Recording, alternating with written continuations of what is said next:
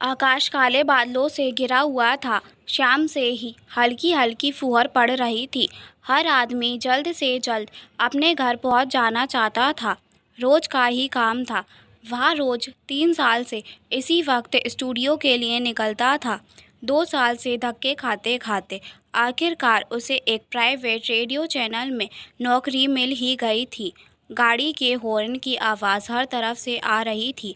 वैसे तो आयुष की ड्यूटी 10 से 12 वाले शो टाइम में थी, पर इन बीते सालों में दिल का एक कोना खाली सा ही लगता था, जिसको भरने की हर कोशिश नाकाम हो रही थी।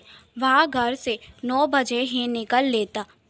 आरजे सुप्रिया की आवाज़ टैक्सी में गूंज रही थी। सुप्रिया की दिलकश आवाज़ और रोमानियत से भरे गाने बारिश के माहौल को और भी खुशनुमा बना रहे थे। उसे भी तो बारिश का कितना शौक था। ना जाने क्यों बारिश से ज़्यादा उसकी यादों से उसका मन भीग गया। बारिश तो उसे भी कितनी पसंद थी, पर अब बारिश होती तो उसे लगता कि चोट से सिर्फ इंसान नहीं, आसमान भी रो पड़ता है। स्टूडियो के बाहर चाय की टपरी पर लोगों की भीड़ जमा थी। कुछ बारिश से छिपने के बहाने तो कुछ चाय के बहाने टपरी में घुस आए थे। चाय वाले ने माहौल की नज़ाकत को समझते हुए चाय का भगोना चढ़ा दिया और गैस की आंच को तेज कर दिया। शर्म और लिहाज में कुछ नहीं तो कम से कम लोग एक कुल्हड़ चाय तो पियेंगे ही। आयुष मुस्कुरा दिया। आयुष ने टैक्सी वाले के कंधे पर हाथ रखा और होले से कहा, बस यहीं, हाँ बस यहीं रोक देना। आयुष ने अपना बैग संभालते हुए कहा, यहाँ रेडियो स्टेशन पर काम करते हो बाबू? आयुष ने पर्स से पैसे निकालते हुए कहा, मज़े हैं तुम्हारे, लोग बतियाने का भी पैसा देते हैं। कुर्सी पर बैठे बैठे एसी की हवा खाते हुए बतियाते रहो। बढ़िया मस्त गाना सुनो सुनाओ। हमारी किस्मत देखो, गर्मी हो या जाड़ा, बस टैक्सी लिए दौड़ते रहो। आयुष मुस्कुरा कर रह गया। हर दूसरे दिन ऐसा ही होता था उसके साथ। पड़ोस वाली मिश्रा आंटी ने भी ऐसा ही तो कहा था। करना क्या है, हाथ में बड़ी सी कॉफ़ी का मग लिए लड़के लड़कियों से बतियाओ और महीने के अंत में करारे करारे नोट जेब के अंदर। भाई गजब हाल है दुनिया का, जवान हिलाने का भी पैसा मिलता है। आयुष ही जानता था कितने मज़े थे इस नौकरी में। कैसी भी परिस्थिति हो, प्लास्टिक मुस्कान ओढ़े रहो। 3 सालों से वह यही तो कर रहा था। घड़ी में 9:30 बज रहे थे। आधे घंटे बाद उष का शो था। तब तक वह क्या करे? अभी वह यह सोच ही रहा था कि आयुष की नज़र रेडियो स्टेशन के सामने बने वुमेन्स हॉस्टल पर पड़ी। लगभग सभी कमरों की लाइट बंद थी, पर पिछले कई महीने से सबसे कोने वाले कमरे की लाइट देर रात तक जलती रहती। खिड़की से छन कर आती रोशनी उसे हमेशा एक उम्मीद जगाती, पर खिड़की के उस पार एक परछाई को उसने आज बेचैन महसूस किया था। तेज तेज कदमों से कमरे के चक्कर लगाती हुई वह परछाई आखिर इतनी बेचैन क्यों थी? कोई दर्द, कोई तकलीफ, कुछ तो ऐसा था।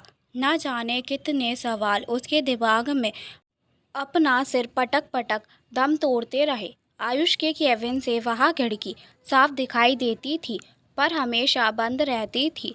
आखिरी गाना चल रहा था। सुप्रिया ने शीशे के उस पार से आयुष को इशारा किया और लॉबी में टहलता आयुष रिकॉर्डिंग रूम में पहुंच गया। थर्मस में रखी कॉफ़ी को उसने कप में उड़ेला और एक गहरी सांस ली। गुड इवनिंग, नमस्कार, सत श्री अकाल, आदाब। मैं हूं आपका दोस्त और होस्ट आयुष, हाजिर हूं आपकी पसंदीदा प्रोग्राम वो जब याद आए। तो कैसे हैं आप? मौसम आज कुछ ज़्यादा ही मेहरबान है। शाम से रिमझिम फुब्बारे पड़ रही है। हाथ में चाय, गर्मा गर्म पकोड़े और दिलकश गानों के साथ आपका दोस्त आयुष हाजिर है।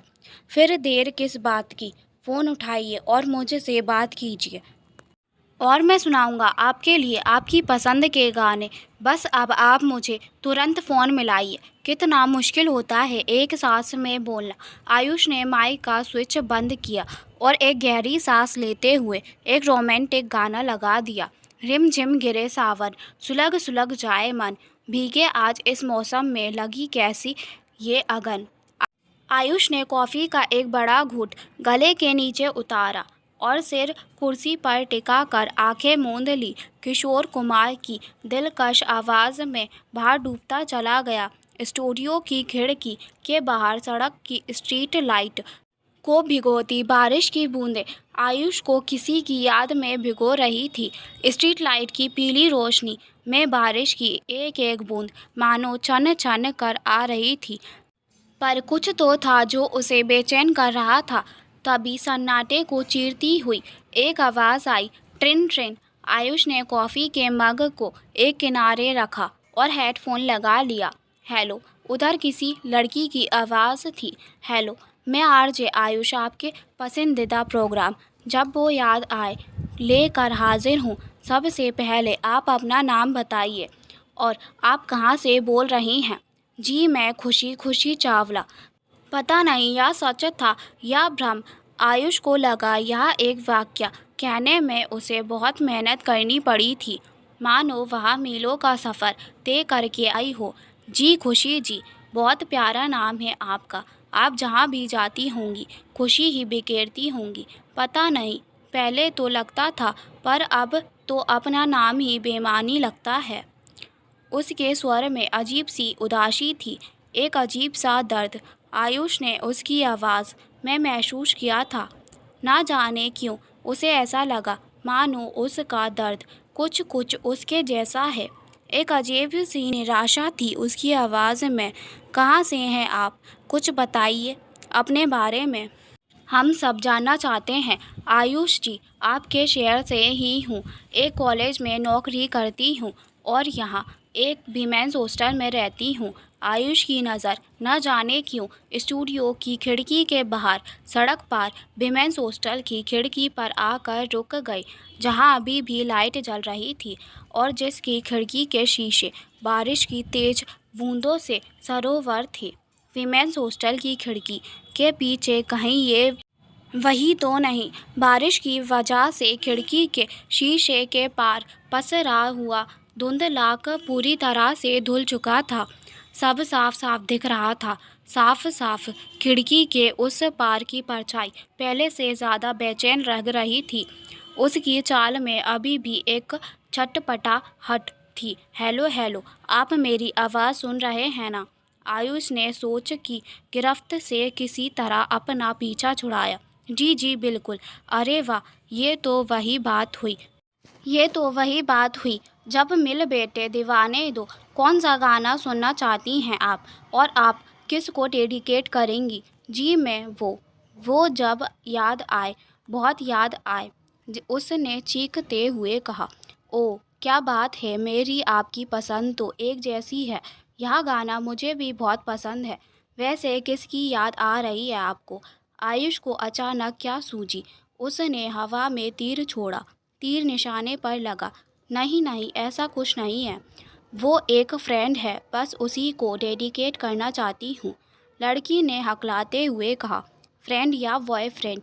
आयुष को बात करने में मज़ा आने लगा था। आगे की कहानी कल पढ़ना ना भूलें। ये कहानी और इंटरेस्टिंग होने वाली है, बस इसे देखना ना भूलें। धन्यवाद।